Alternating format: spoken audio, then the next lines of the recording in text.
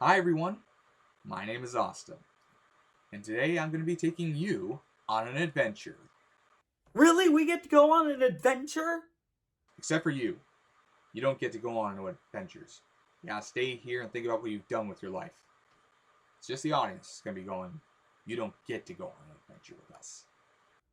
Oh, come on, man. I've wanted to go on an adventure my whole life. That's right, ladies and gentlemen. With this in mind, I'm going to be taking you on an adventure that for 45 years now has continued to entertain and has continued to amass a wide range of audiences. This is one of my favorite movies of all time, and really, it's one of the best. Ain't that right, buddy? See? He agrees. So, with this in mind, today I'm going to review from the interior of this box set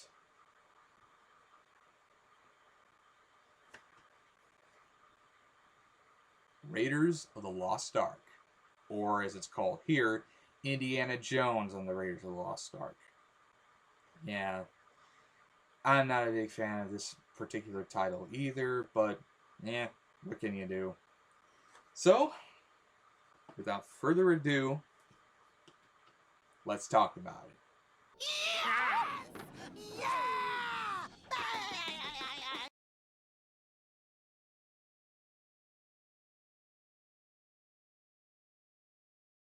If you aren't already familiar with this masterpiece, here's the plot for you. Set in the year 1936, we follow one man, a man you know all too well and an icon of cinema, Ash Ketchum. Just kidding. That's the remake that is set in 1998 where Ash attempts to find the Ark while being chased by Team Rocket, here in this continuity known simply as Rocket, and all while Indy ends up in that time frame through a portal that leads to the both of them having to team up in order to defeat Giovanni, which leads to a climactic battle atop Willis Tower, with the Ark's power being absorbed to create a powerful being, only to be foiled by Ash throwing a coin in there, while Indy pumps the being full of lead, and the Ark is being placed on Mars. Yeah, aren't I creative?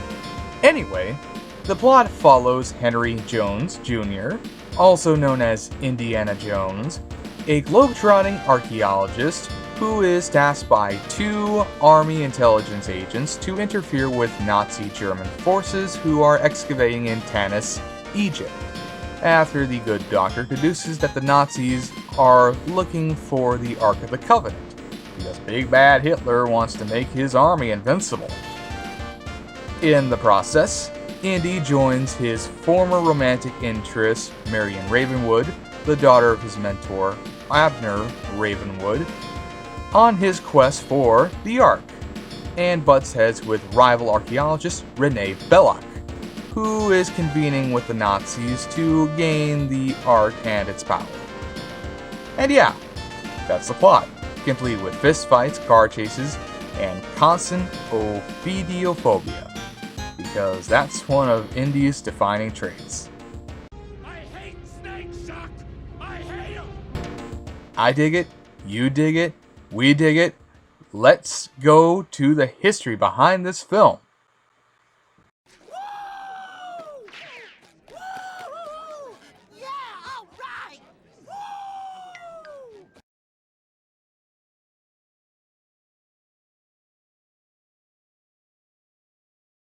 Woo! Development for Raiders of the Lost Ark began with one creative force. A force so powerful he gave us the Force. That's right everyone, I'm talking about George Lucas, the greatest mastermind to come out of the 1970s. And it all started in 1973, where the man started cooking up ideas right after his Star Maker American Graffiti released. Taking note of a poster where a heroic character leaped from a horse to a truck, giving Lucas flashbacks to the old 20th century serials he loved watching in his youth, such as Buck Rogers, Zorro's Fighting Legion, Spy Smasher, and Don Winslow of the Navy. Lucas had the idea of creating a B-movie inspired by said serials, and thought of The Adventures of Indiana Smith, which featured a daring archaeologist that was named after his Alaskan Malamute. car named after the dog. But around the same time, Lucas had also been trying to adapt the Flash Gordon serial to the big screen, but was unable to secure the rights, as Dino De Laurentiis had a hold of them, and after failed attempts with Federico Fellini of 8.5, Nicholas Roeg of Performance, Walkout, Don't Look Now, The Man Who Fell to Earth, and The Witches, De Laurentiis disliked Roeg's ideas, and Sergio Leone, who was not a fan of the script because it wasn't faithful to Alex Raymond's original comic strips, would eventually be adapted in 1980 with Mike Hodges of Get Carter, the same year that The Empire Strikes Back came out, because by that point, Lucas had made his Flash Gordon, because that was his space opera, Star Wars, for which he shelved the Indiana Smiths project to make. In 1975, Lucas brought on his friend Philip Kaufman, the director of the 1978 version of Invasion of the Body Snatchers, The Wanderers, The Right Stuff, The Unbearable Lightness of Being, Henry and June, Rising Sun, and Quills, to discuss his homage to the film serials of old, where the two spent 2 weeks cooking up a story, with Lucas envisioning the character as a college professor and archaeologist adventurer, based off of his own fascinations with archaeology and famed archaeologists such as Hiram Bingham III, Roy Chapman Andrews, and Leonard Woolley. Lucas had an idea at one point for Indiana Smith to be a womanizer and nightclub patron, but Kaufman had this idea removed, while at the same time suggested the idea of having the Ark of the Covenant function as the film's Maltese Falcon, taking inspiration from hematologist Raphael Isaacs' theories on the physics of biblical miracles, and the Ark provided a general sense of conflict for the hero and the Nazis, which played off of Hitler's historical fixation with the occult. All the more reason why he was a very psychotic crackpot.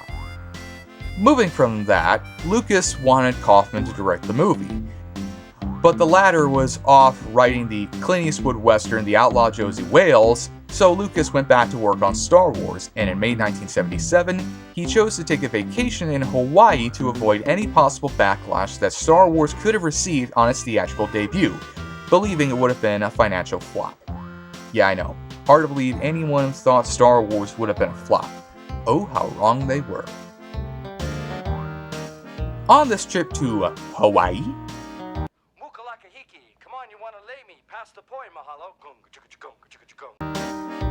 he invited Steven Spielberg to join Lucas and his then wife Marcia, and Spielberg had wanted to direct a James Bond film, having nearly directed both The Spy Who Loved Me and Moonraker. The latter had the 5-note piece from Close Encounters of the Third Kind in there, but good old Georgie pulled out the charm and gave him the pitch to do The Adventures of Indiana Smith. Lucas did still want Kaufman to direct, but soon it was pretty much clear that he couldn't do that, and thus Spielberg became part of the project. And now we move to the writing for the film. This one's called the guitar solo! Ding-a-ding-dang, my ding-a-long-ding-dong! Cool! Right! Yeah! Sure!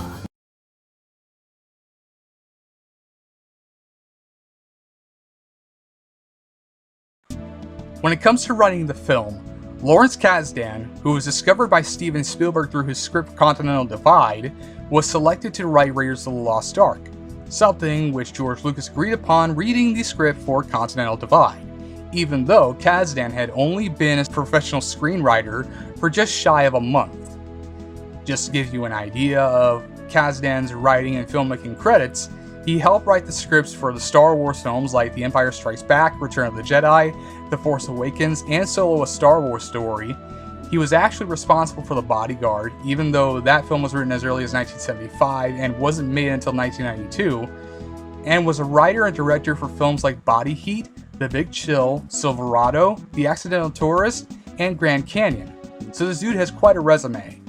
And his son Jake would do films like Zero Effect, Orange County, Walk Hard: The Dewey Cox Story, and the more recent Jumanji films, so it runs in the family. In January of 1978, Lucas, Kasdan, and Spielberg took at least 9 hours a day over 3 to 5 days at Lucas's assistant's house in Sherman Oaks, Los Angeles, to develop his outline.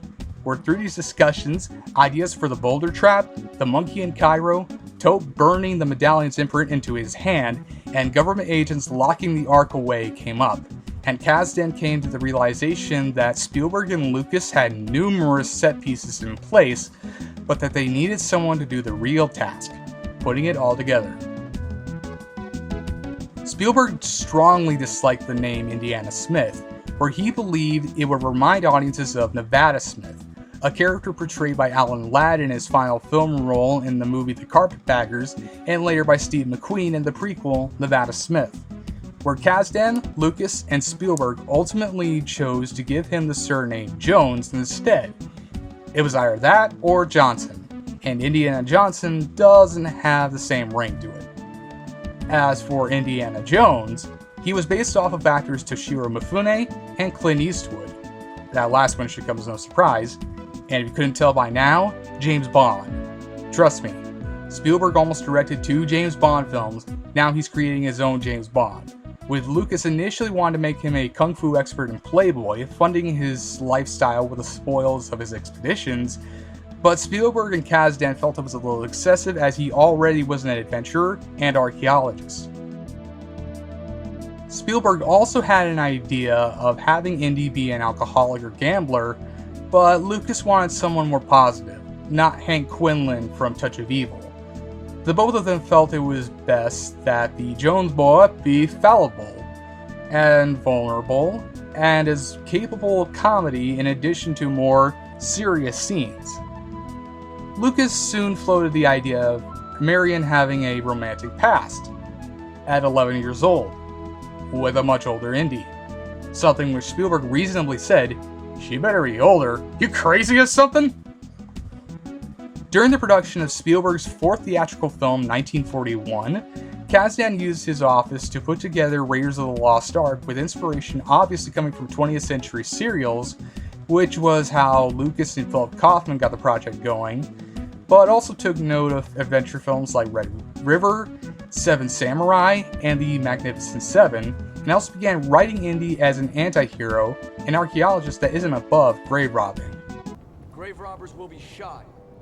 Good thing we're not grave robbers. Kasdan also began thinking up a supporting cast with their own distinct characteristics and was of the belief that these characters needed to have a memorable impact. After all, your main character is already awesome, now you need to give them a memorable supporting cast because that's how a lot of great franchises work. Observe. Han Solo. I'm captain of the Millennium Falcon. Chewie here tells me you're looking for passage to the Alderaan system.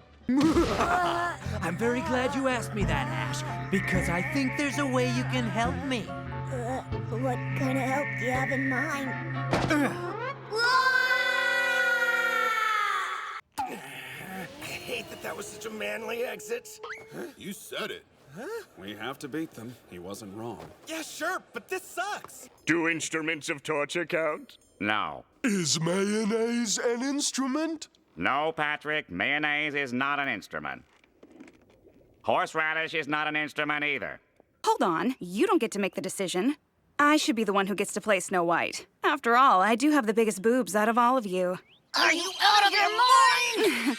Want to take measurements? Hello, nurse. Boys, go fig. You're a very lucky girl, Asya. Your boyfriend is smuggling serious kielbasa. Really? Kielbasa smuggling sounds like an issue that should be relegated to the authorities. I mean his big dick! You do realize there's a shoe strapped to a C4 under your desk that's about to go off! Good one, Elliot. He described the most difficult part of the writing process as to how Indy would fall into multiple consecutive dangerous events and survive, and how he traveled between locations. And in August 1978, after 5 months of work, Kasdan completed his first draft.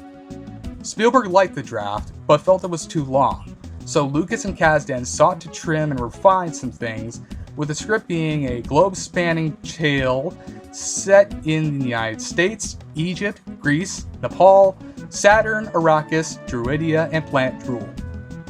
Okay, I made those last 4 up. And yes, I did just make a reference to the Adventures of Shark Boy and Lava Girl, because I remember everything. Several elements were cut out, such as a trek to Shanghai that would lead to a minecart chase in good old Indiana using a gong to shield himself from gunfire. As you can tell, these would later be repurposed for Indiana Jones and the Temple of Doom. My, how everything works out in the end. Much to his ire, Kazdan's love story between Indy and Marion was cut out, along with any scenes where Marion, I guess, would have been mutually attracted to Belloc. And with all this in mind, the script was finally completed in December 1979, and thus moved into further development and pre-production. The future is in the past. Onward, Slam-a-Jama!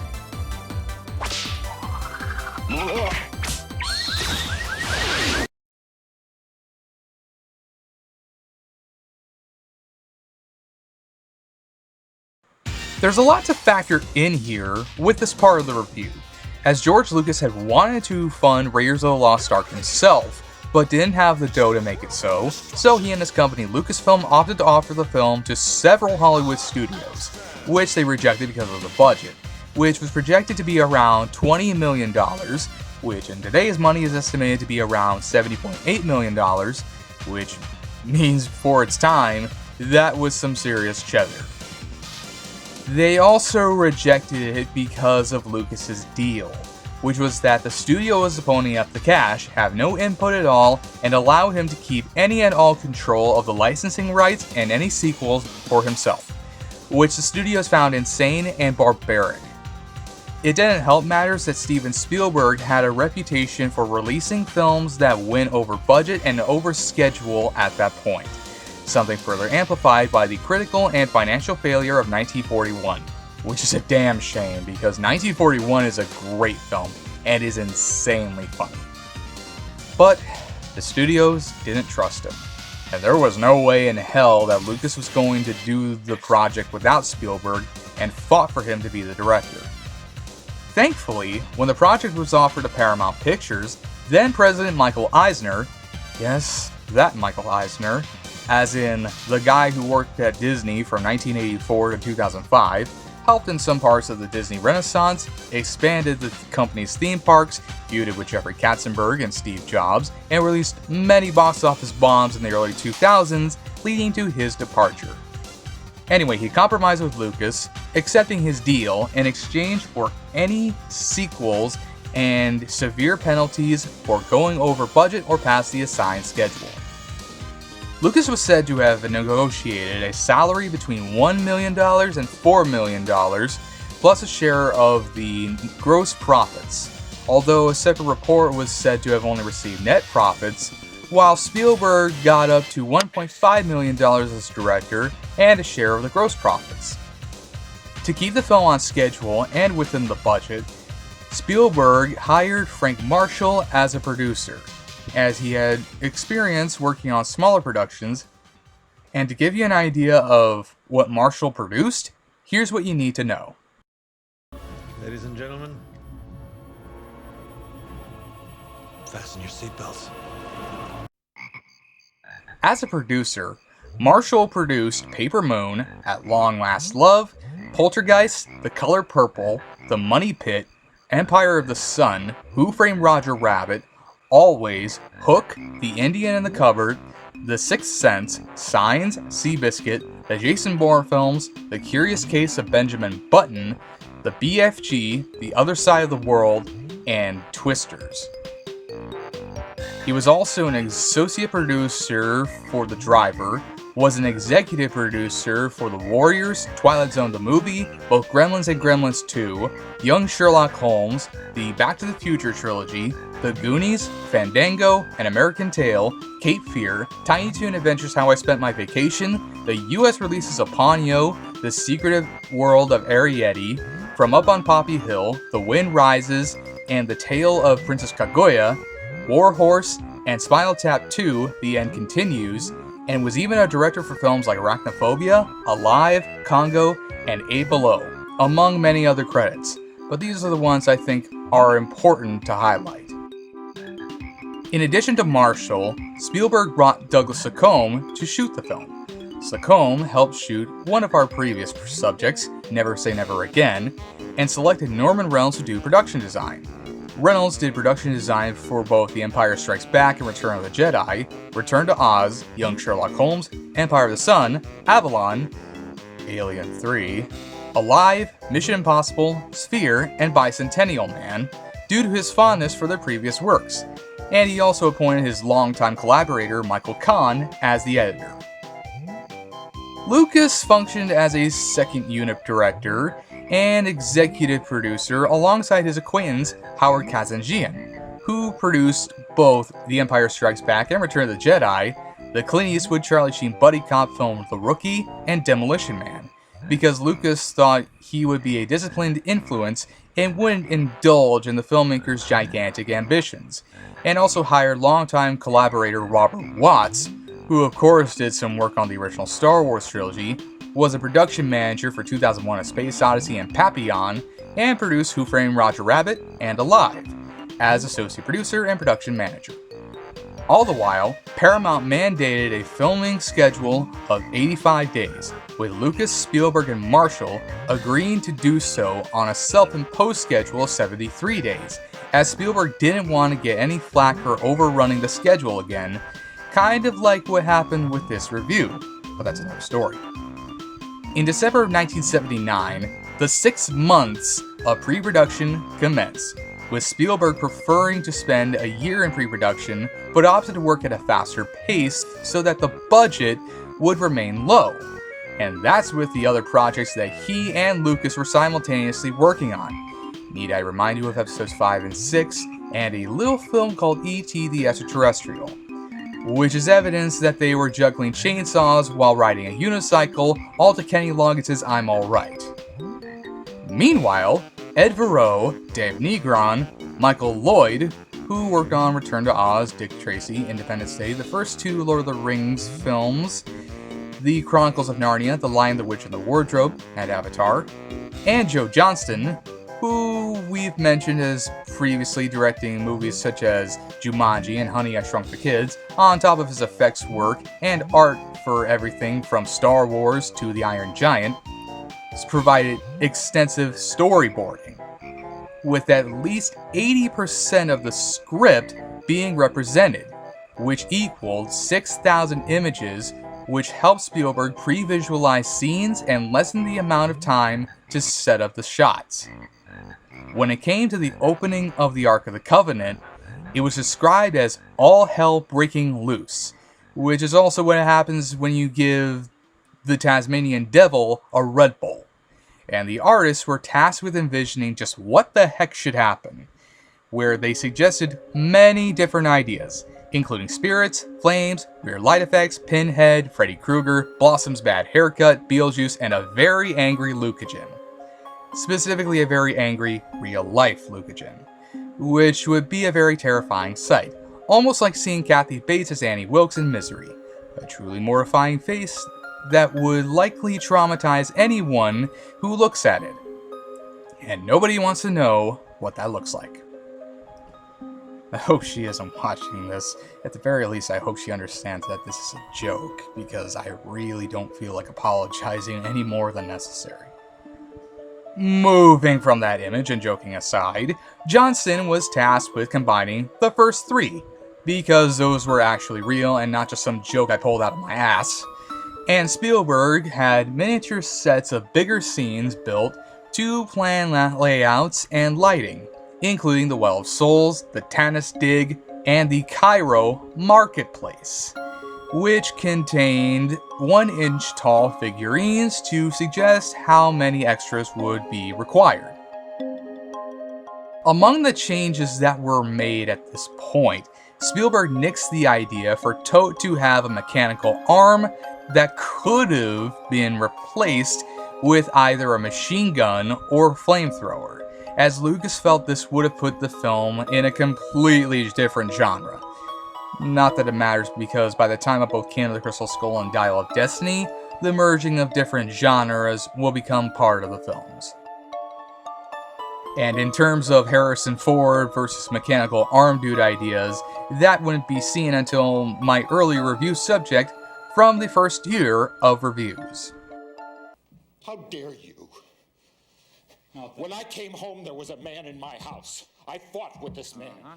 He had a mechanical arm. Now that that's done, let's get to the part where Indy becomes Indy, as we move to the casting process. Hey, wait for me! Yeah!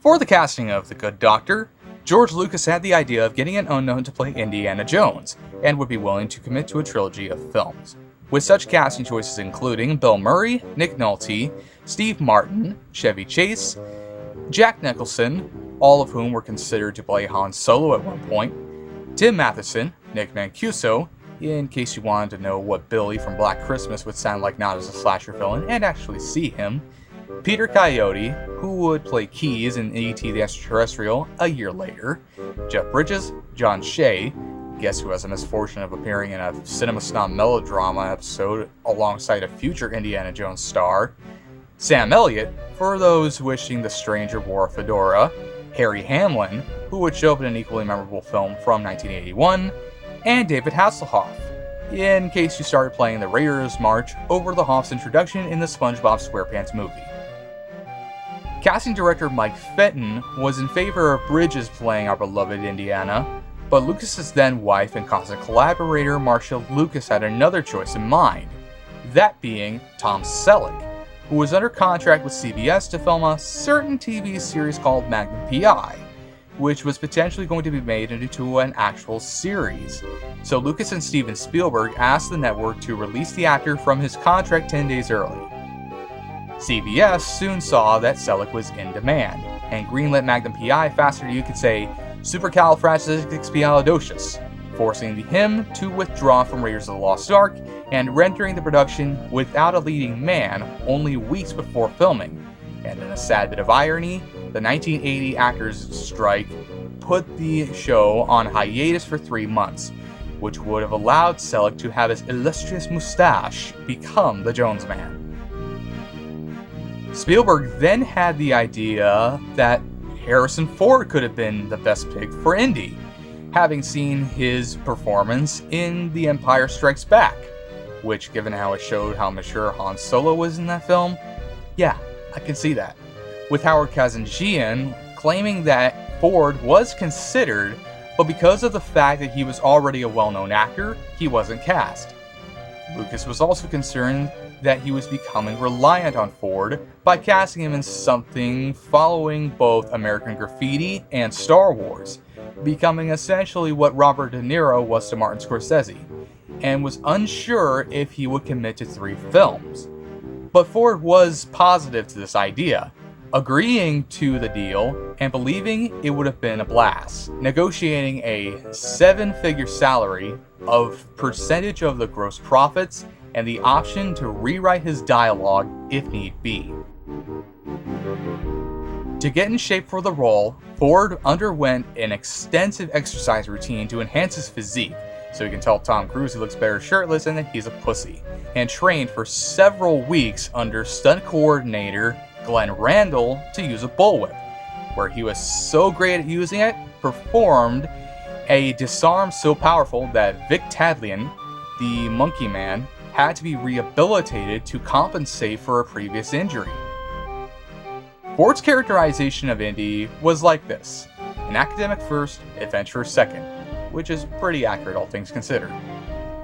Moving to Marion, Indy's love interest, Spielberg wanted someone on par with early 20th century leading female icons like Irene Dunne, Barbara Stanwyck, and Anne Sheridan, who were usually on par with their male counterparts. With Lucas wanting Deborah Winger, but she was uninterested, and Spielberg wanted his then girlfriend and first wife Amy Irving, but she was unavailable. They also considered Stephanie Zimbalist, Barbara Hershey, Sean Young, who actually did a screen test with Selleck before he dropped out, and Wendy Malick, before eventually settling on Karen Allen, who Spielberg was aware of from her appearance in Animal House, where she played an independent female, and upon doing the auditions for Marion, Alan impressed him with her professionalism. One of the priorities that Spielberg had for Alan was, of all things, how well she could spit, and Alan developed a backstory for Marion, which involved the death of her mother and her relationship with Indy around 15 to 16 years of age. But Spielberg felt this belonged in something else. My guess is private lessons. Good night, everybody. On the topic of naming the character, Lawrence Kasdan named Marion after his grandmother-in-law and took Ravenwood from a Los Angeles street. When it came to Rene Belloc, he was made with the intention of being a sophisticated baddie when compared to the quote-unquote beer-drinking hero. And Spielberg cast Paul Freeman after he saw him in the docudrama Death of a Princess, where he was drawn in by Freeman's piercing eyes, although Giancarlo Gianni and singer Jacques Dutronc were also considered. Meanwhile, Danny DeVito was approached to play Sala, who was described as a skinny, 5 foot, 1.5 meters, tall Egyptian akin to the titular character in Gunga Din. But his agent wanted too much money, and scheduling conflicts with his sitcom Taxi made this impossible. So John Rhys-Davies was cast based on his performance in this miniseries Shogun, where Spielberg directed him to play Sala like a mix of his character from the miniseries and John Falstaff, a character created by William Shakespeare who appeared in both Henry IV Parts 1 and 2. Finally, Ronald Lacey was cast as Major Arnold Toad because Spielberg thought he was similar to Peter Lorre, for which Klaus Kinski was offered the part, but turned it down to do the movie Venom because it offered him more money. And you can tell it wasn't a hit because that film went and saw Tobe Hooper directing, then dropping out, and of course, Klaus Kinski was hard to work with on set, and clashed with co-star Oliver Reed and director Piers Haggard. In fact, Kinski even called Raiders of the Lost Ark script stupid. And here's what I have to say about that. You fat, bloated idiot! You worm! You stupid! Now then, let's get to the filming. Smile. Cut it out.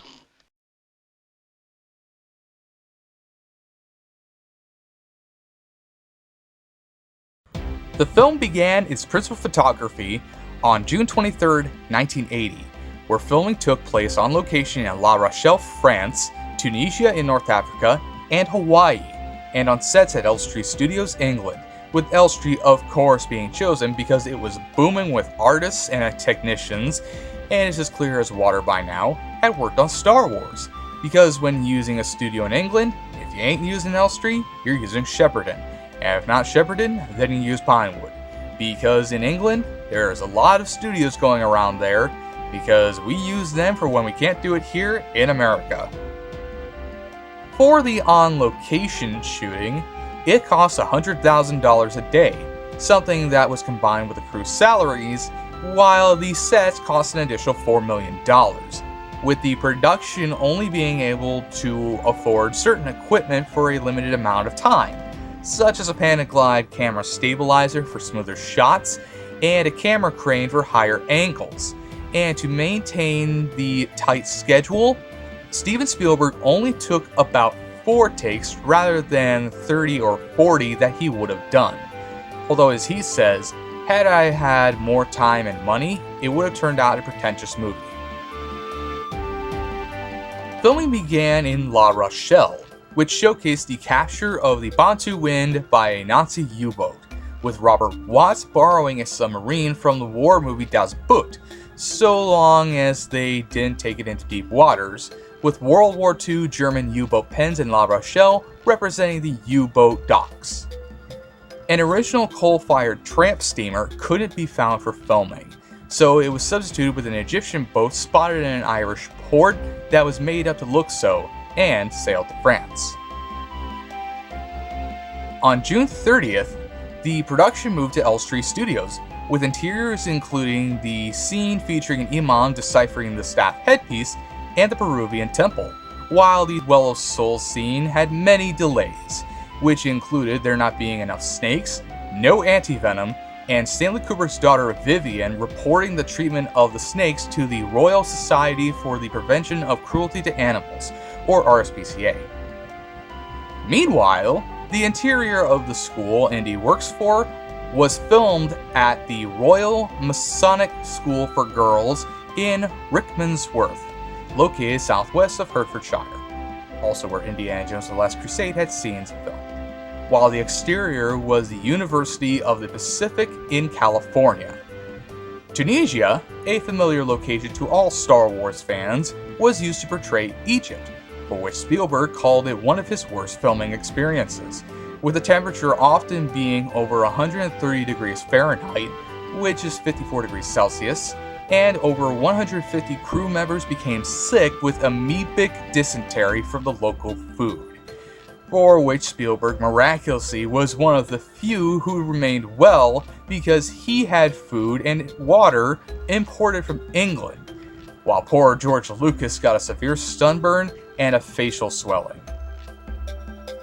The city of Kairouan doubled for scenes in the Cairo village, for which a day of filming was lost as over 300 TV antennas had to be removed from the surrounding houses, and budget constraints impacted Spielberg wanting 2,000 extras as diggers, as he had to sell for 600.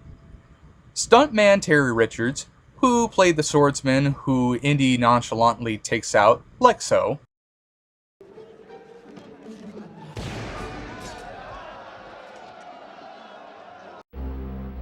spent weeks practicing sword skills for what was supposed to be a longer fight scene, but was cut down significantly as Harrison Ford couldn't perform for long periods of time because of the aforementioned dysentery problem.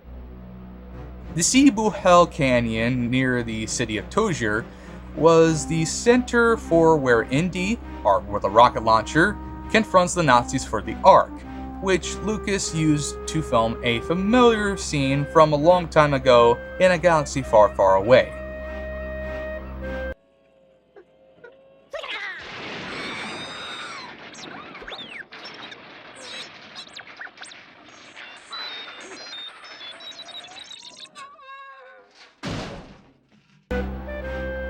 For which, during the confrontation, Paul Freeman had a fly crawl on his lip during his dialogue, but nevertheless continued to deliver the lines, and he has said that it did fly away even if it appeared he had eaten it.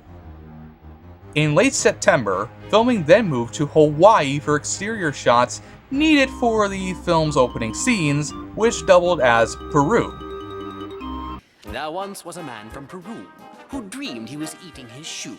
He awoke with a fright in the middle of the night to find that his dream had come true. Ah, gee, Gary, you sure are smart. The Paramount logo dissolving into a natural mountain was an improvised bit that Spielberg conceived from his tendency of doing exactly that in the films that he made in his childhood, with said mountain being the Kalalea Mountain on the island of Kauai, which was where Jurassic Park had scenes filmed. While 10 locations across Hawaii were used, including the Ulea National Wildlife Refuge.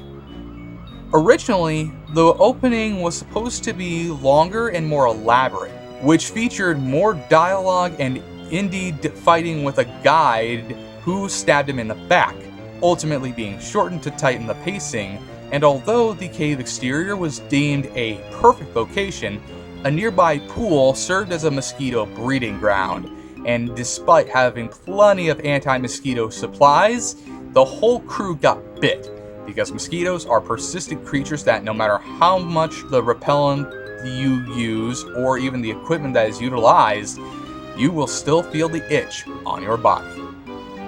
Anyway, The brown donkeys that were used for the trek suffered lameness, or the limited movement or stance as a result of dysfunction of the locomotor system, which is something very common in horses and my grandfather. I'd make another Lucagen joke, but I'm pretty sure that woman would kick my ass even at her age, because no matter how the crap that gets thrown her way, she still keeps going, just like another Reese. Getting back to the donkeys, because replacements couldn't be sourced locally, a pair of gray donkeys were dyed brown with colored hairspray and flown by helicopter to the Napali Coast State Park to finish the scene. The script was very loose on details, so there was a lot of improvisation, which included a moment where there were 3 people talking in a room, so it took place in a quarry along with 500 extras, and scenes such as a student of Indy's flashing "love you" on her eyelids. Good night, everybody. And Marion putting on a dress to hide a knife were also improvised, with Karen Allen believing the latter undermined her character's loyalty to and love for Indy by just having her seduce Belloc. So she and Freeman decided to have Marion get Belloc drunk as an alternative. Allen, Freeman, Ronald Lacey, and John Rhys Davies often spent a chunk of time together between filming to talk and discuss the characters they were playing, while Allen described Ford as more reserved and private, and who wouldn't discuss his character in detail, and it took her some time to adjust accordingly to his work method. Filming finished up in September of 1980 after 73 days, with Lucas describing it as the film that he had the minimal amount of problems with because of the lack of studio interference. And somewhere David Fincher is looking at this and is screaming his head clean off, because he most certainly got screwed over his first time directing. Man, this is some bullshit! Now let's look at some of the post-production details. Ooh, somebody stop me!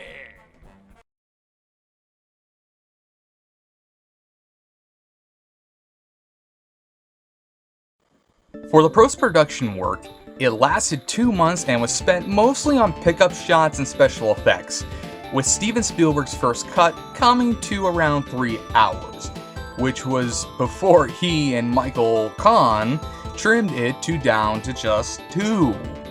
For which George Lucas was happy with the edit, but eventually asked to shorten the ending, for which he and Kahn collaborated on that version. Spielberg was satisfied with their changes, and the overall runtime clocks in at 115 minutes. Marcia Lucas was of the opinion that there wasn't any, emotional closure for Indy and Marion, because following the closing of the Ark, she was not seen again. So, under her suggestion, Spielberg opted to shoot one last exterior sequence on the steps of San Francisco City Hall, showing Indy and Marion together. And while Marcia went uncredited, it was clear she was in a part of the production in one way.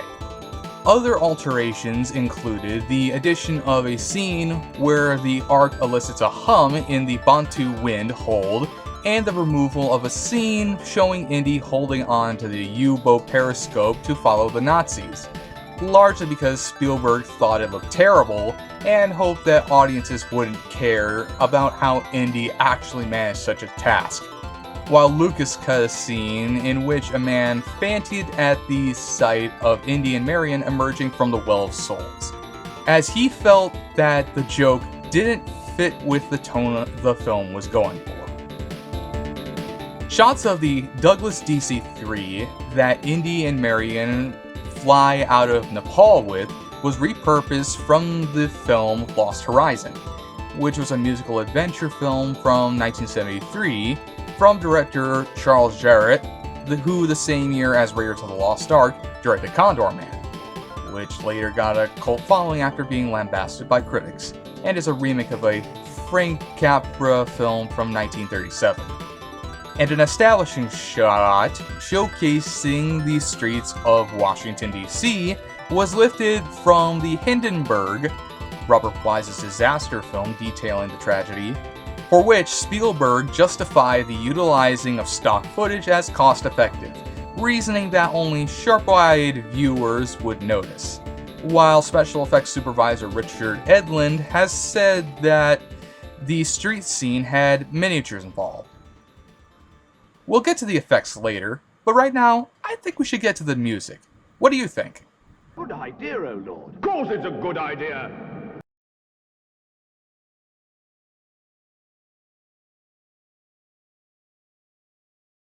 For this part, if you aren't already aware, the music was composed by John Williams, where he said the music didn't need to be serious for the film, and it was instead theatrical and excessive. And he spent a few weeks working on the Indiana Jones theme, which was colloquially known as the Raiders March. That plays during the Jones Man's heroic scenes. Two separate pieces were played for Steven Spielberg, who wanted to make use of both of them, with these pieces becoming the main theme and musical bridge of the Raiders March, getting the best of both worlds. For the romantic piece, Williams noted older films like the drama, now Voyager, to create something that was emotionally monumental that would help complement the film's humor and lighter moments, while using dark orchestral pieces to represent the sinister actions of the Nazis, utilizing the quote-unquote 7th degree on the scale of the bottom. And for the Ark of the Covenant, he used a combination of chorus and orchestra to conceive something suitably biblical. Because, I mean, you wouldn't want it to sound like this now, would you? Want to hear the most annoying sound in the world?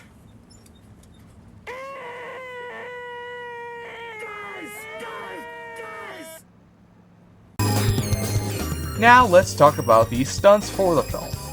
At this point, I would advise you that it is okay for you to pause the video and go to the bathroom, grab a bite to eat, refill your water or whatever beverage of choice you are using to get through this video, and to have this on while you watch, say, Mystery Science Theater 3000's episode on Pod People. If you have been making sure to do so throughout this video, good. It means you're not straining yourself to the point of falling apart. Otherwise, please be sure to do this as much as possible to avoid eye strain, brain damage, and possibly thinking you're Chugga Conroy. Spoiler alert, you are not. Now go refill your water because you need it. Anyway, let's move on. End of first sequence and fade to black.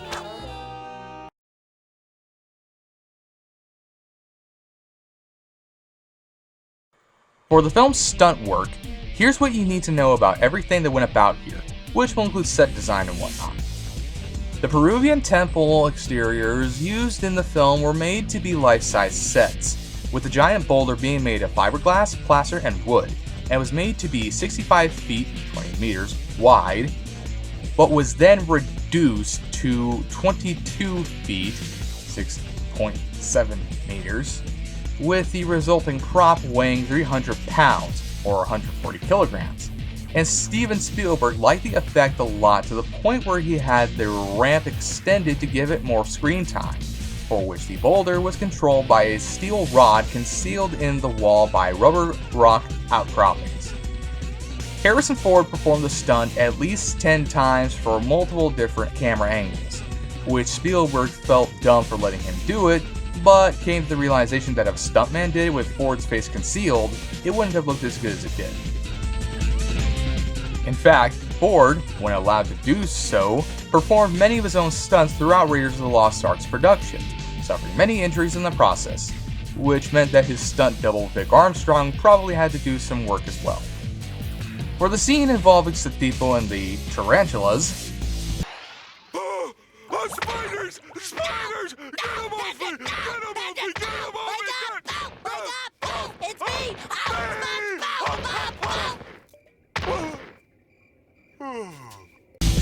Alfred Molina had a female placed on his chest to encourage movement because the males were non-aggressive, and thus wouldn't move even if their lives depended on it. And abandoned ideas for the temple included a crushing wall trap and a pit concealed by spider webs. Spiders! Spiders! Spiders! Get them off me! And the golden idol had an effect where it would have had its eyes follow Indy, which is something I can believe it can do, but it isn't apparent in the final film, but it certainly looks like it had that effect through mechanically operated eyes. As for Indy's escape via seaplane, the first take ended in near disaster when the plane crashed from a height of 20 feet, 6.1 meters, because Ford's dangling leg was blocking the aircraft's right flap, which probably resulted in an injury for the actor. Like I said about the Well of Souls, there were many delays abound, with one of them, as I mentioned, being an initial lack of snakes, as while there were 500-600 snakes to use for the close-ups and some mechanical snakes for wider shots, Spielberg wanted more, and so a request was made to snake handlers from around London and Europe who brought in between 6,000 and 10,000 snakes within a few days. Then came the other problem: no anti-venom. With the local supplies expiring faster than week-old cottage cheese, and thus they needed to import these supplies from India. And while many of the snakes were grass snakes or non-venomous pythons, there were also cobras, and they had to be positioned behind plexiglass to keep the cast and crew safe. And some of the snakes were also legless lizards to double for them. To further show how dangerous it was working with the snakes, even with the cobras being placed behind plexiglass, the stage doors were left open during filming for quick access to a waiting ambulance, which is also the same thing done when eating at the Chum Bucket. Meanwhile, Spielberg recounted that Karen Allen was so scared she couldn't scream on cue, and to get a genuine scare, he dropped a dead serpent on her, although Allen said that after 3 to 4 days, she was used to the creatures. Animal handler Steve Edge at one point even donned a dress and shaved his legs to stand in for Allen in some cases. And as I have stated about the snakes, Vivian Kubrick complained to the RSPCA about the perceived mistreatment of the reptiles, causing production to halt while safeguards were added. Excuse me.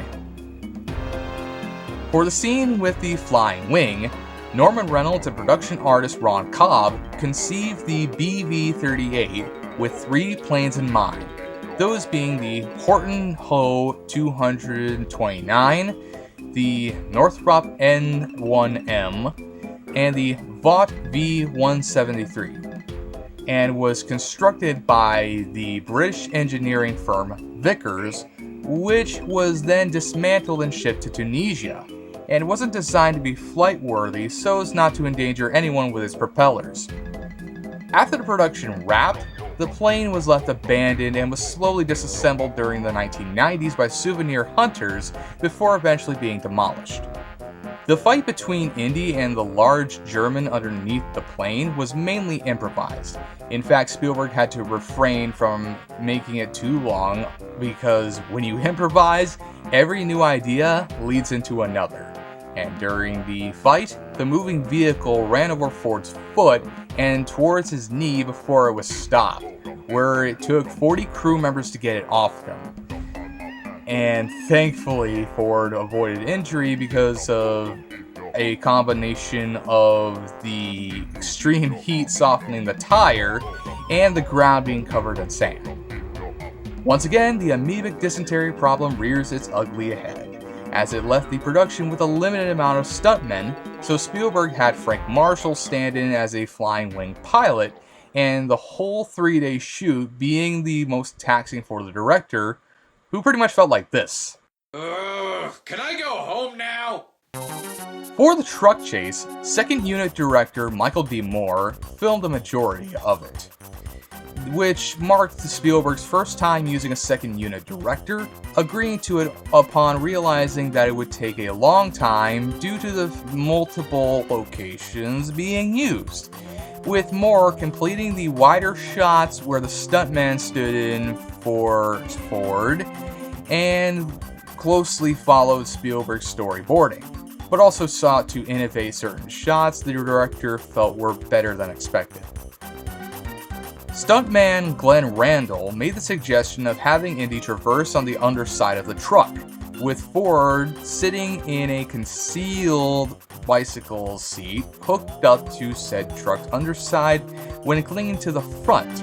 And to finish it off, one of the convoy cars going over a cliff was a combination of a matte painting background as well as stop motion animation of miniature figures falling out of the car.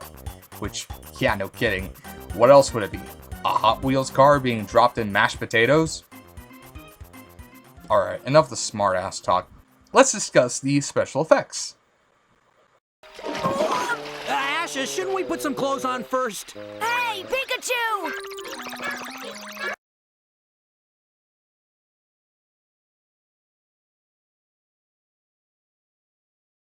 For the special effects, it of course had George Lucas's very own Industrial Light and Magic involved, with Richard Edlund supervising every inch of the way, with the company also working on Dragon Slayer at the same time, because 1981 was an awesome year for films, as you will see. Lucas felt the special effects were a financially economical way to produce a quality flick, at least as long as the audience was invested in the story emotionally, even boldly stating that they'd buy into even the poorest special effects. Steven Spielberg, meanwhile, liked the practical effects due to how regularly he would check the raw footage during filming, rather than wait for months to see the completed composite effects. Paul Freeman claimed he had no clue what was going to happen once the Ark opened, only being told to imagine something coming right at him and scream. With special effects artist Steve Galley, whose work includes the original Star Wars trilogy and at least episodes 1 and 2, Star Trek II The Wrath of Khan, Star Trek III The Search for Spock, and Star Trek Generations, the Back to the Future trilogy, Cocoon, Inner Space, The Hunt for Red October, Backdraft, The Rocketeer, Jurassic Park, Mars Attacks, Men in Black, Space Cowboys, AI Artificial Intelligence, and both Pirates of the Caribbean, Dead Man's Chest, and At World's End, creating the Ark spirits by suspending small rope puppets in a clouded water tank in front of a blue screen. Much like a martini, the puppets were shaken to generate a natural movement that was then composited into the live-action footage. For one of the ghosts, a Lucasfilm receptionist donning a long white robe was suspended in the air in front of a blue screen for the close-up of the ghost, where she was filmed moving away from the camera and the footage was reversed to develop an inhuman movement. And her visage was composited with a skeletal model for the monstrous transformation. For the deaths of Belloc, Tote, and Dietrich, they were created with multiple different models, with one mold of Wolf Collar's face being made and lined with bladders of air, which was controlled by up to 10 people, and the air was removed to ensure a head swivel. For Tote, special makeup effects artist Chris Wallace, whose makeup work includes scanners and even something like Jade, along with his Oscar-winning work on The Fly, plus films like Piranha, Up from the Depths, Humanoids from the Deep, Airplane, Dragon Slayer, E.T. Extraterrestrial, Return of the Jedi, Gremlins, Enemy Mine, House 2, The Second Story, Arachnophobia, and Naked Lunch, sculpted Ronald Lacey's melting face with different colored layers of gelatin placed over a carved, heat-resistant stone skull, where propane heaters were used to melt said gelatin, and it was shot with a slower than normal camera so that the effect would appear more quickly when shown at normal speed. As for Belloc, a head mold was made and contained a thin plaster skull filled with blood bags and detritus, which is usually waste or debris of any kind, which was then blown up with explosives, shotguns, and an air cannon. where it took 3 attempts to capture the intended effect. This effect was so extreme that the MPAA actually gave the film an R rating just for that alone. And we haven't even gotten to the heart being ripped out of the chest before fire burns it along with the human sacrifice, which between that and another Chris Wallace penned effects showcase would lead to the creation of the PG-13 rating. And so to conceal Belloc's head exploding like a zit, flames were superimposed over it, ensuring that the film at least could be classified as a PG-rated affair. Lawrence Kasdan had scripted some detailed montages during the location transitions, but Spielberg found a more cost-effective method through showing a map and an animated line traveling between locations, while in the Well of Souls, which were stock skulls and rotting bodies, they were done by chief makeup artist Tom Smith, whose line of work includes Around the World in 80 Days, The Haunting, The Fearless Vampire Killers, The Horror of Frankenstein, Sleuth, A Bridge Too Far, The Shining, Gandhi, and Return of the Jedi. For the animals, the monkey was hit on the head by its trainer to make it touch the affected area in order for it to give the Nazi salute. And when it didn't work, the filmmakers hung a grape over its head to get it to reach up, and took at least 50 takes to get the effect. And a partially deaf rat was utilized for the ark humming while in the hold of the Bantu wind, which helped to give it a distinct and unnatural head movement, as opposed to using one that could hear everything and blaring out Black Sabbath's Paranoid, which that causes it to just run around in circles. And now we come to the last production segment, the sounds and visuals. So let's get down to it because we're almost there. I know we're getting close.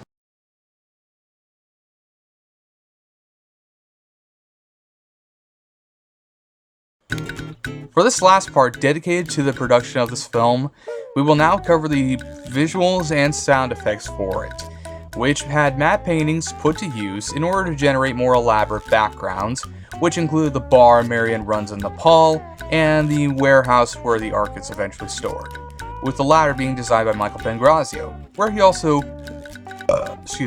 did work for The Empire Strikes Back and would later do Indiana Jones and the Temple of Doom.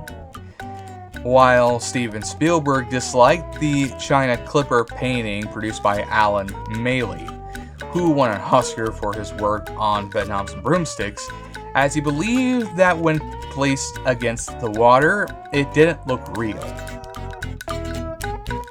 For Indy's attire, which consisted of a leather jacket and khaki pants, inspirations include Humphrey Bogart as Fred C. Dobbs in The Treasure of the Sierra Madre, and Charlton Heston as Harry Steele in Secret of the Incas, while costume designer Deborah Nadoolman Landis, who yes is John Landis' wife, dumped boxes of hats on the floor for Harrison Ford to try on, and upon making his selection, she purchased an Australian model that she aged with Fuller's Earth, which describes various kinds of clay used as an absorbent filter or bleaching agent, and mineral oil, and then scrunched underneath the bed, allowing for the hat to create the recognizable image even in silhouettes.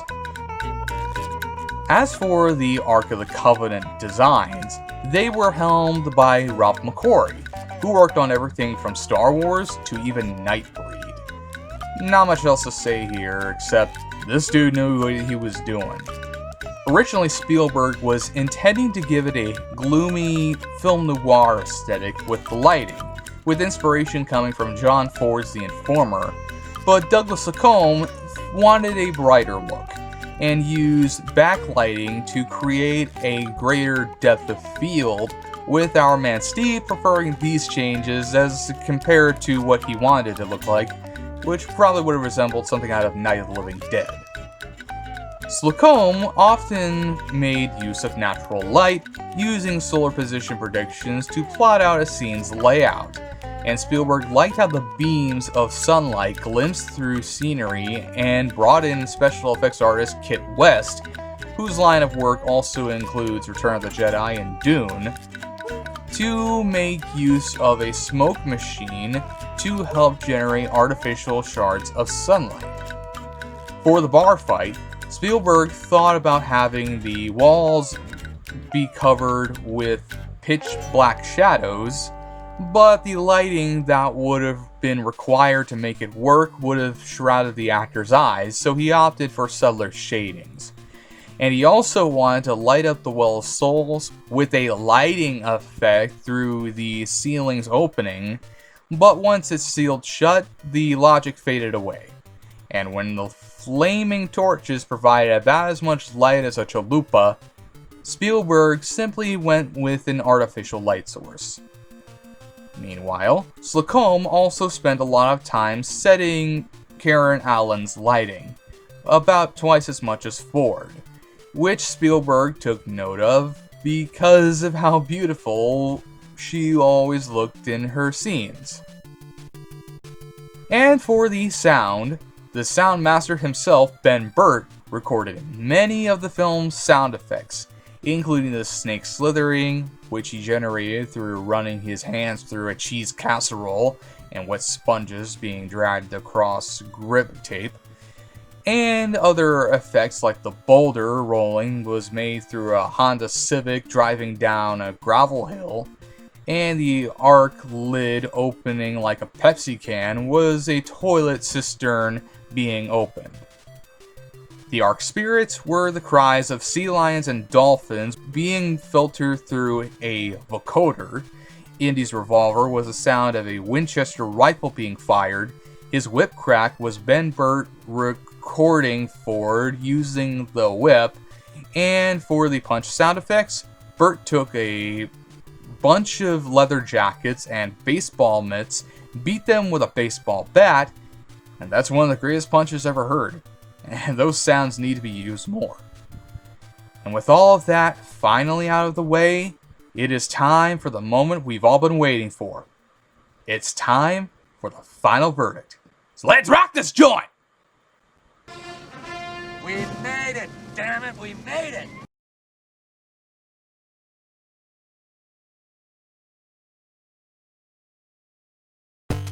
Raiders of the Lost Ark is one of the most important films of my whole life, and to review it is kind of interesting. This is a film that has been with me ever since I was 7, and even to this very day, it still ranks as one of my favorite films of all time, alongside stuff like Star Wars, Back to the Future, and so on. I think about it every day, and every time I get on for the adventure, I come out the same way, with a silly smile on my face. I remember my grandma showing the film for me, as she noted my love for Star Wars and noted that George Lucas worked on both series of films, which led to me exploring the first 3 Indiana Jones films. And I immediately fell in love with the films, as I wanted to be an adventurer, and go out looking for buried treasure or a lost city, exploring the far reaches of the world for something lost to time. I still remember being hyped up for Kingdom of the Crystal Skull's release, and I actually still enjoy that film. It ain't the first 3, but I like it. Same goes for Dial of Destiny. I like it a lot. Overall, Indiana Jones really does mean something to me, and by a large country mile. And Raiders of the Lost Ark is one of my favorites, right up there with Star Wars, in fact.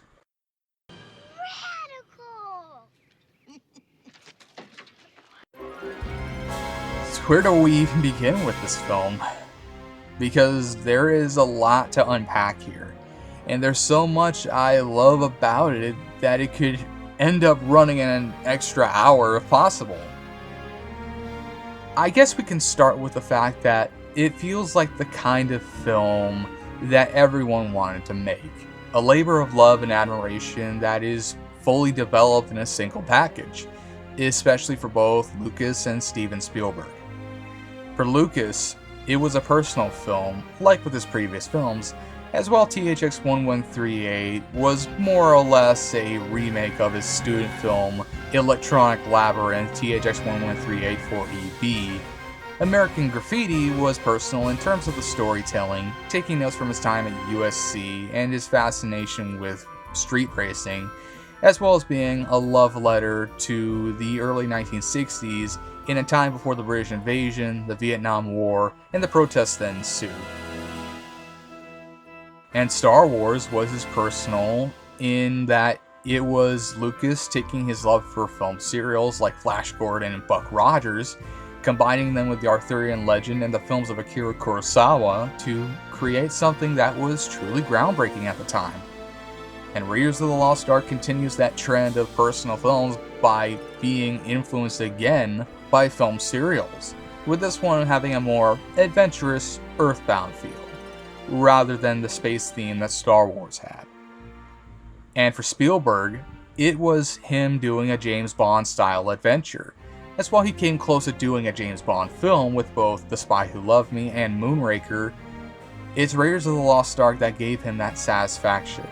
And with the scenery and spectacle abound, yeah, this is definitely James Bond, but set in the 1930s and having a more Clint Eastwood edge to him in addition to the swagger that Bond embodies. And given that it embodies some traits found in a James Bond film, such as gorgeous set pieces and amazing stunt work, yeah, it's very apparent. So overall, it was a product made out of passion and affection for these kinds of films and film serials. And both Lucas and Spielberg came together to create something truly awesome to behold, and something that is unforgettable to the very end. It's also a film that isn't afraid to go places and really push the limits of what we could see in a film like this. Such as how when Marion is surrounded by the rotting corpses, it becomes a horror film, complete with a snake crawling out of the mouth of one of the carcasses. But then you get to the opening of the Ark of the Covenant. That's when it becomes an incredibly violent horror film, complete with scenes of gore that really show how the PG rating was a lot different than it is these days. Because you got beams going through all the Nazis, you've got Dietrich shriveling like a raisin, you've got Tote melting like a snow cone in Phoenix, and Belloc's head explodes, which between this film and Scanners, 1981 was the year for head explosions. It's one of my favorite scenes put to film, as it shows just how powerful the Ark of the Covenant is, and between this and Temple of Doom, these are two PG-rated affairs where the gore is on par with some of the bloodiest of slasher films. And like I said, the head shrinking, the melting face, and the exploding head, it's awesome stuff. In fact, this is probably one of my favorite head explosions alongside License to Kill, another shockingly violent film that somehow didn't get the R rating, yet I relish it. And once the arc closes, it's almost like nothing happened. The only witnesses are dead, and the only people that know its power didn't even see it, because it is too great for any mere mortal to witness. It's like Night on Bald Mountain from Fantasia, but with more violence and without said musical piece, because the music in the sequence is already frightening enough. But that's the magic of the film, because just as it can be an action-packed adventure, it suddenly becomes something Clive Barker thought up when writing The Hellbound Heart before it became Hellraiser, complete with spectacular effects courtesy of Richard Edlund and makeup artist Chris Wallace. Truly the masters of stuff like this. But getting to the action, it is excellent, because you've got fistfights, you've got guns being fired, you've got car chase, you've got daring escapes, and you've got exciting moments all around, all paced brilliantly so that you aren't bored watching this, because you're too busy flailing your shirt around like Muscle Man because it's so awesome to become too sexy for your shirt. I'm too sexy for my sexy. Hi, too sexy for my sexy, too sexy for my sexy, too sexy for my sexy.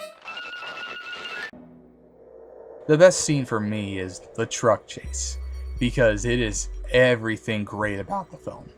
You've got amazing stunt work, you've got superb music, it looks gorgeous, and it doesn't let up, as Indy goes from horse to truck, to hanging on the truck, to regaining control of the truck, all to keep the Ark of the Covenant out of the Nazis' hands. And it is awesome. And I cannot stress it enough that it is awesome, because it is.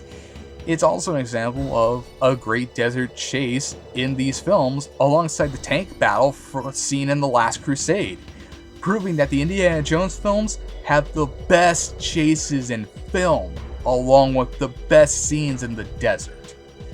Speaking of deserts, the cinematography is beautiful, with a highly dynamic sense of range and color that shines through and through, making each action scene pop, and every set looks amazing, helping to make sure that Norman Reynolds' set design is put to good use.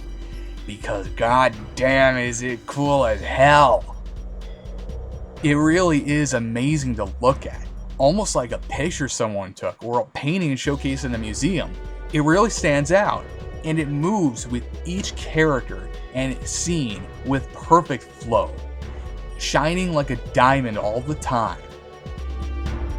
As for the set design, well, it's awesome. Whether it be the Peruvian temple, Marion's bar, the Well of Souls, or the center where the Ark is opened, it looks great. Almost like a real location or a temple just begging to be explored, and all of the danger that comes with it. It's kind of sad that Norman Reynolds only did this film and none of the other Indiana Jones films, as they had the involvement of other production designers like Elliot Scott of Labyrinth and Who Framed Roger Rabbit, Guy Hendricks Dias of X2 and Inception, and Adam Stockhausen of Scream 4, Moonrise Kingdom, 12 Years a Slave, The Great Budapest Hotel, Bridge of Spies, Ready Player One, and Spielberg's version of West Side Story. But even so, Reynolds still did an awesome job making Raiders of the Lost Ark sets look incredible, and still hold up even now. And now, we've got the acting. And we start with Harrison Ford as the one and only Indiana Jones, the coolest character to ever grace the big screen, alongside another Harrison Ford character, Han Solo. Because Harrison Ford is the coolest. Because good guy, bad guy, neutral guy, you name it, he plays it well, and he plays it brilliantly. As Indy, Ford is everything he should be. Likeable, charming, charismatic, badass, funny, and smart. And he's quick to the draw, quick to the one-liner, quick to the fight, and really hates snakes. Which means he probably wouldn't want to be in a deadly blessing situation where a snake sneaks into a bathtub in what I could best describe as Wes Craven doing bathtub horror before A Nightmare on Elm Street popularized it. Ford practically is Indiana Jones, and it's hard to think of anyone else playing the character, as Tom Selleck almost would have played it had it not been for CBS making Magnum P.I. a series so soon. Jeff Bridges was a contender. Sam Elliott could have become the character, complete with a horseshoe mustache. And even comedians like Bill Murray, Steve Martin, and Chevy Chase were considered, which is like offering the role of Ash Ketchum to Tom Kenny. An inspired casting choice, certainly, but that's SpongeBob SquarePants right there.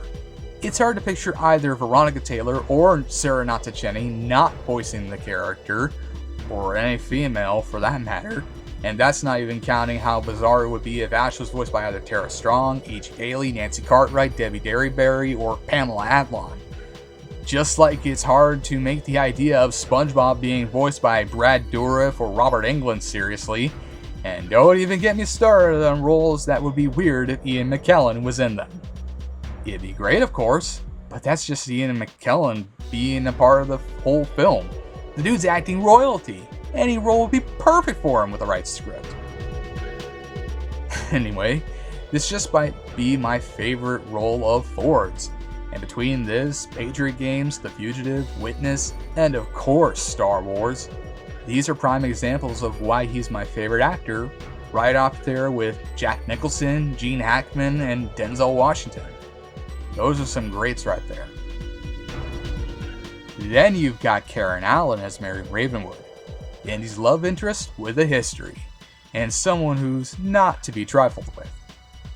There are many women that, much like James Bond, have been with our man Indiana, and of them, Marion shines as the best of them because, really, she's the most smartest and most resourceful, and of course she is drop dead gorgeous. And Allen really excels in this role. In another instance of Sean Young vying for the role only to get the shaft, the other being Catwoman in Batman Returns, a role won by someone who will later be caught in the crosshairs of a sinister Harrison Ford in What Lies Beneath. Marion is the cream of the crop, because Willie Scott isn't bad, and she certainly is identifiable in a lot of cases because of all the crap she has to go through. But she ain't exactly crafty, besides giving Indy blue balls and giving Jamie Lee Curtis a run for her money into the Scream department. And Elsa, well, she never believed in the Grail. All she saw was a prize. So Marion definitely is the winner here. And considering Allen would reprise the role at least 3 more times over the years, including in the video game Indiana Jones and the Great Circle, it shows the longevity that the character and how she stands the test of time even after 45 years. And of course, she and Harrison Ford have excellent chemistry, playing off each other incredibly well. Now we have Paul Freeman as Renee Belloc, Andy's rival and one of the main antagonists in the film, and is employed by the Nazis to help them find the Ark of the Covenant because he has no soul. Freeman is mesmerizing as Belloc, as his eyes have this crazed look that signifies sheer wonder at everything he sees, and has the look what I could best describe as Gloria Swanson in most cases, making him one hell of a foe that Indy has to put up with, complete with a maniacal laugh only seen when he's introduced. It also gives me one of Indy's boldest moments where he straight up is ready to take him out in front of a bunch of scoundrels and Nazis on a Mexican standoff, proving that he has a real disdain for Belloc, even with his involvement with the Nazis.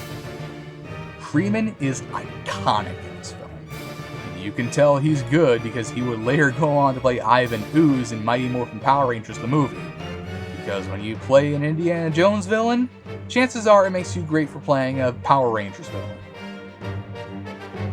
And now we've got Ronald Lacey as Major Arnold Tote, a sadistic Gestapo who is creepy as hell, and is like watching Rutger Hauer play John Ryder in The Hitcher. And funny enough, Hauer and Lacey would actually show up in Flesh and Blood, so there's a coinkydink. Although Lacey's career was cut short after his death on May 15, 1991 at the age of 55, he certainly makes his mark as Toad, as just the moment he walks through the door, he holds a flame toward Marion's face. It is chilling to witness, and is even creepier when he takes out something that looks like a weapon, only to turn it into a coat hanger, giving the Peter Lorre vibes very well, even more so than Klaus Kinski if he actually took the part. Lacey leaves so much of an impact here that it's hard to imagine that he was even in Blackadder, or that he would go on to appear in films like The Adventures of Buckaroo Banzai, Across the Eighth Dimension, or Firefox. But it is believable he would play another Nazi, that being real-life SS officer Heinrich Himmler in Indiana Jones and The Last Crusade, although that is hard to spot. And now we've got John Rhys Davies as Indy's trusty friend, Salah, an Egyptian excavator who helps him and Marion try to find the Ark before the Nazis do. So let's see how many iconic things John Rhys Davies has been a part of. Let's see. He's been in a James Bond movie, one of my favorites in fact, The Living Daylights, He was Man Ray on SpongeBob SquarePants. I think that's important to note. He was Gimli in the Lord of the Rings trilogy. He appeared in the TV series Gargoyles and showed up in one of my favorite episodes of Batman the Animated Series with the Cape and Cowl Conspiracy. So yeah, this man is an icon. And here, Rhys Davies most definitely shines here as Sala. Excuse me. Being very helpful to our man Indiana, and also providing us with this classic exchange. Asps.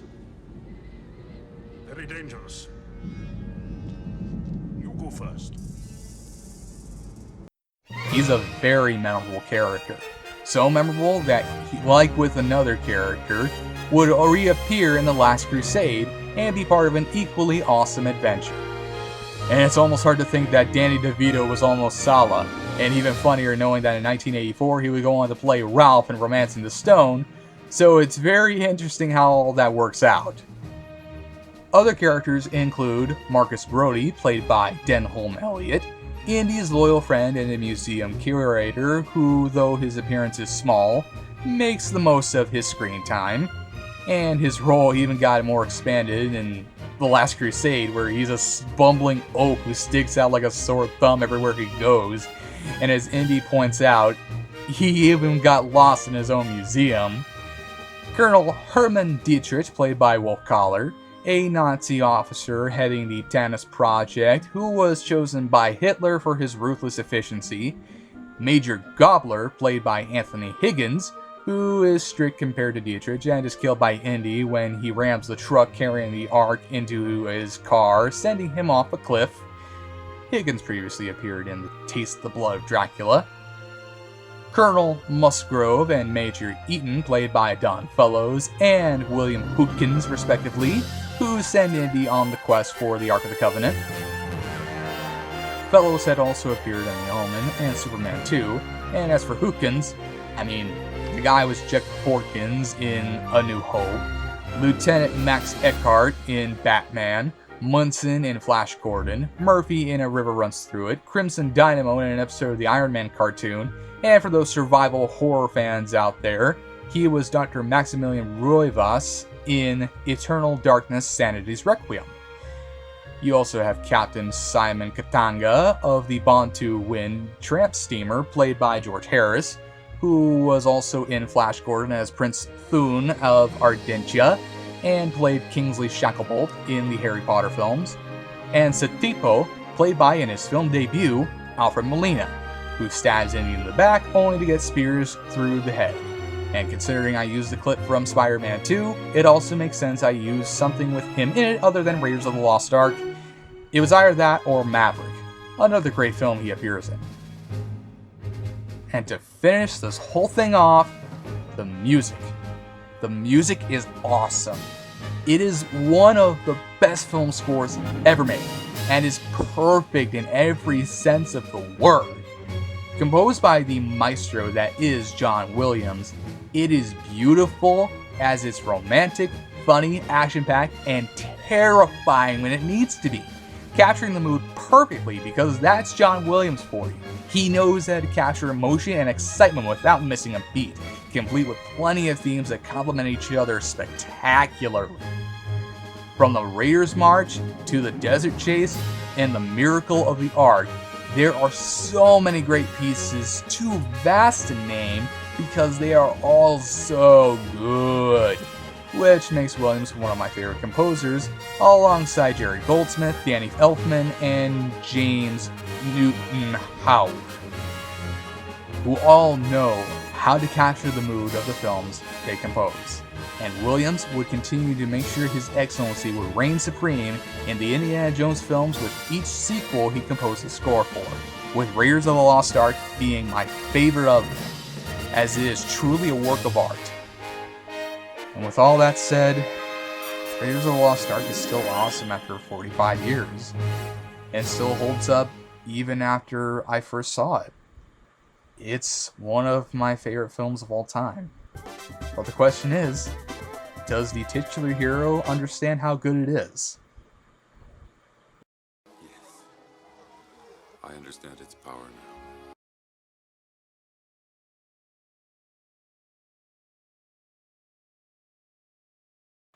When it came time for the film's release, the film industry was in a decline for over a year during the summer of 1981.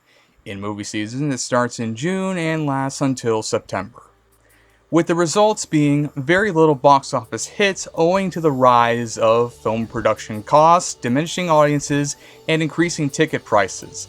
And the season was speculated to be down by 10% or $250 million compared to 1980. There were over 60 films set for a release compared to the previous years, all by studios aching for the next blockbuster hit, and soon increased competition in order to attract audiences, namely in the demographic of anyone aged 12 to 24, at the prime time for profitability. Industry experts and audience polls speculated that Superman 2 would rule the season, while other films like Mel Brooks' History of the World Part 1, the James Bond film For Your Eyes Only, and The Great Muppet Caper were expected to perform well, with Raiders of the Lost Ark never getting noticed until nationwide previews started premiering a week prior to release, with the New York Times reporting that Paramount began providing theater owners with a more practical deal compared to the status quo in order to make sure that the film was shown in the best theaters and locations.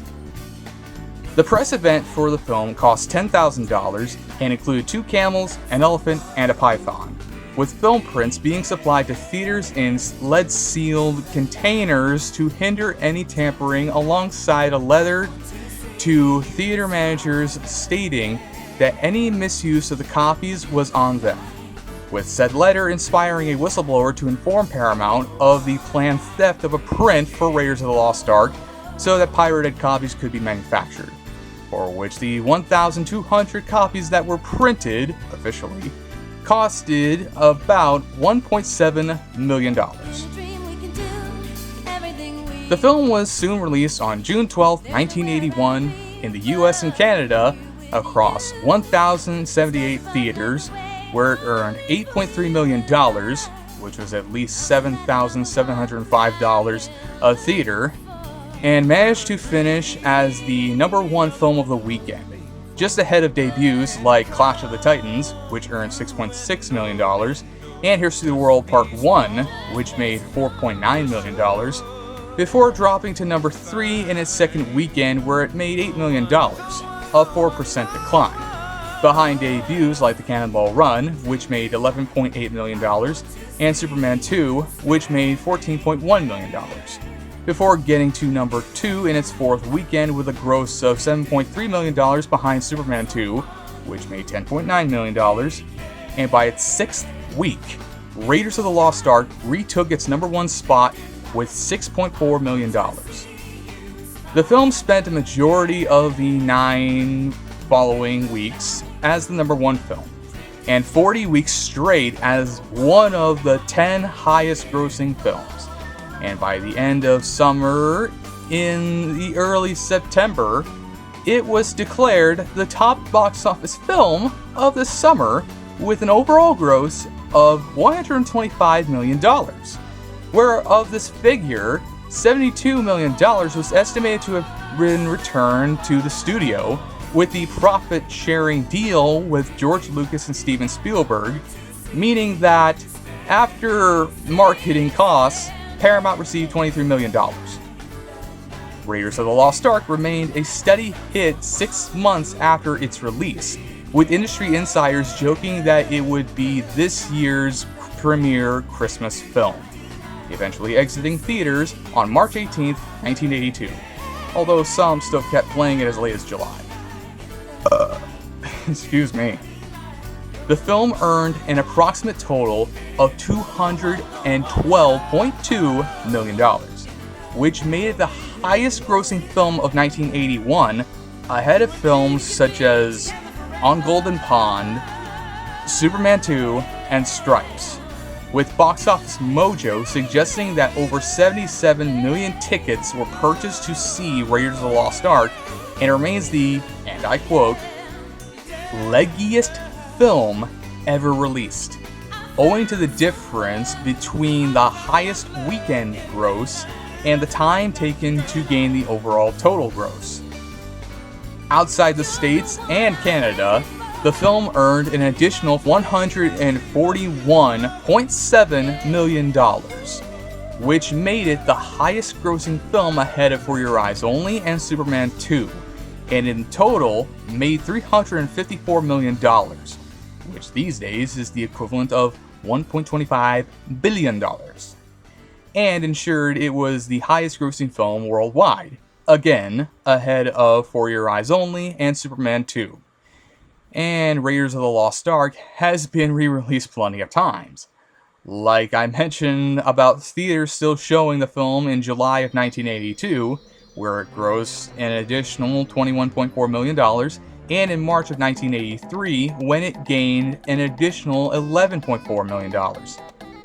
There was even an IMAX version supervised by Spielberg that was released in 267 US and Canadian theaters, with such success soon leading to its run being extended to 300 theaters, and all of these have led to the worldwide theatrical gross growing to an estimated $389.9 million.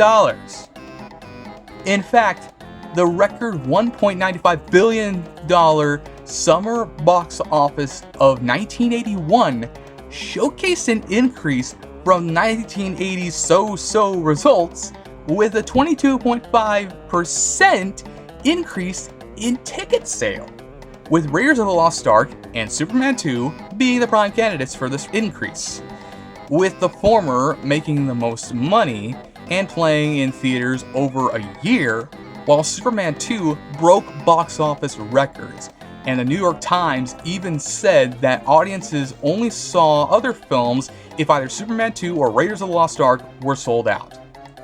It even became one of the top 4 highest grossing films ever, a list ruled by other Lucas Spielberg efforts like Star Wars, The Empire Strikes Back, and Jaws, meaning Lucas, Spielberg, and Paramount Pictures were Scrooge McDuck swimming in all that cash. And of course, it was a critical hit too. Roger Ebert, Gene Siskel, the National Board of Review, Richard Schickel, you name it, they loved it. And it even won Oscars for Best Art Direction, Best Film Editing, Best Sound Editing, Best Visual Effects, while also getting nominations for Best Picture, Best Director for Spielberg, Best Cinematography, and Best Original Score, tying with the drama Ragtime for the third most nominations behind On Golden Pond and Reds. Even now, it's considered a touchstone of modern cinema, helping to create a film framework often imitated by other movies, and Spielberg has called it perfect, refusing to change anything about it. It even led to Harrison Ford being cast as Rick Deckard in Blade Runner, helped Lawrence Kasdan get new screenwriting opportunities, and despite wishing more had been done with her character, Karen Allen got more career opportunities, and even after time passed over the years, she still gets praise for Marion from young women. Some even began showing an interest in archaeology because of this film, and in 1999, Raiders of the Lost Ark was selected for preservation by the Library of Congress and the National Film Registry. The film has been cited as an influence by many actors, authors, and filmmakers, including Chris Carter of The X-Files, Hugh Jackman, Glenn Powell, John Turteltaub of National Treasure, Dan Brown of The Da Vinci Code, and Joe Johnston, who took this inspiration in stride with Captain America: The First Avenger, especially in the character designs. There was even a black and white edit performed by Steven Soderbergh, with the sound removed so that viewers could focus on Spielberg's production values. It's been in so many best of lists to name. There have been comic books, video games, novels, Lego sets, action figures, candles, and even board games. There's a stunt show often performed at Walt Disney World Resort, and a ride at Disneyland. And of course, it spawned sequels. 2 within the same decade, and 2 within 2 entirely different decades. Meaning, it was a juggernaut unlike any other.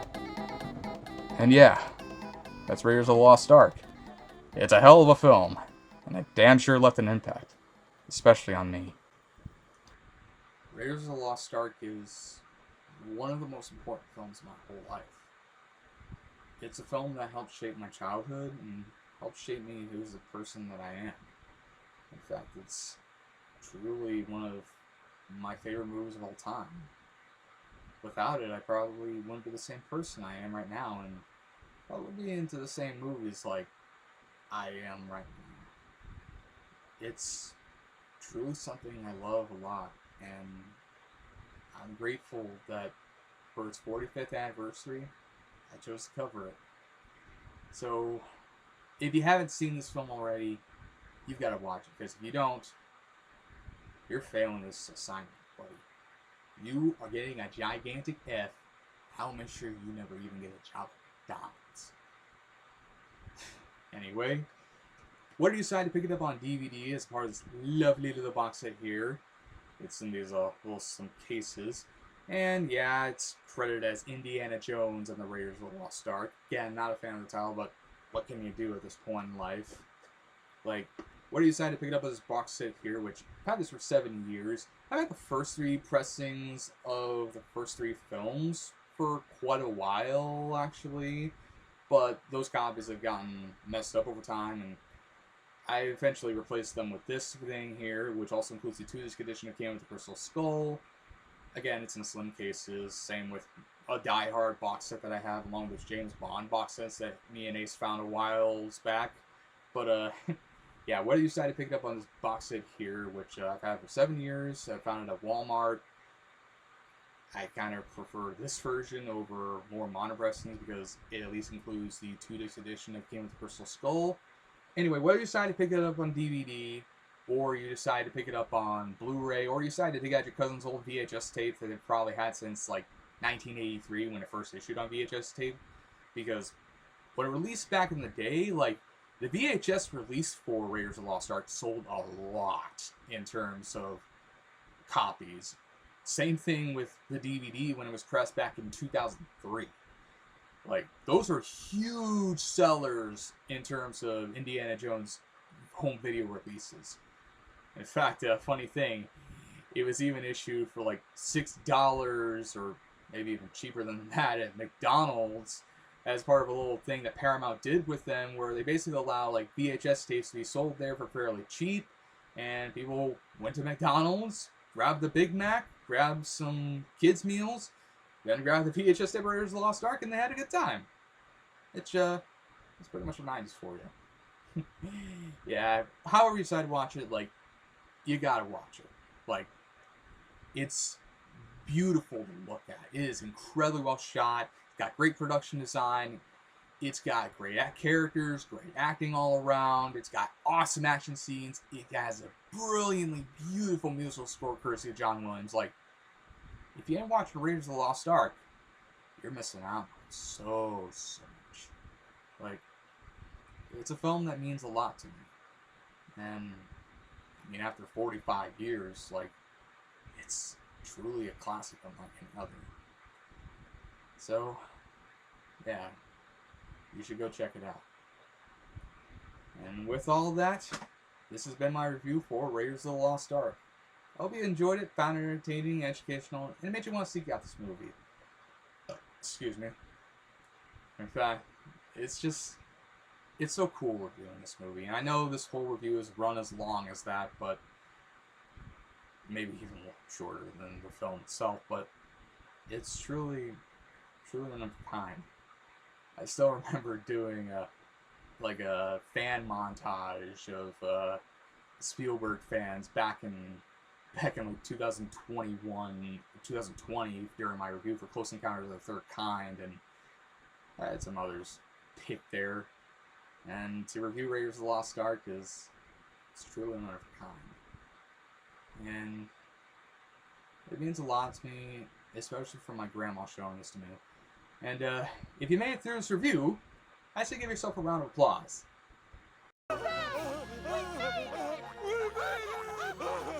That's it! We did it! We did it! This is awesome! Yay! Hell yeah! We kicked ass, mother trucker! Hey, everybody! We're all gonna get laid! Congratulations, you made it through this review, and I'm happy that you did. I'm happy you stuck through it. And so, with this in mind, I will catch you later. I'll see you next time.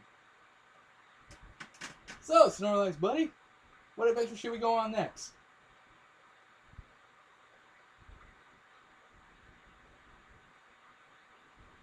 Alright.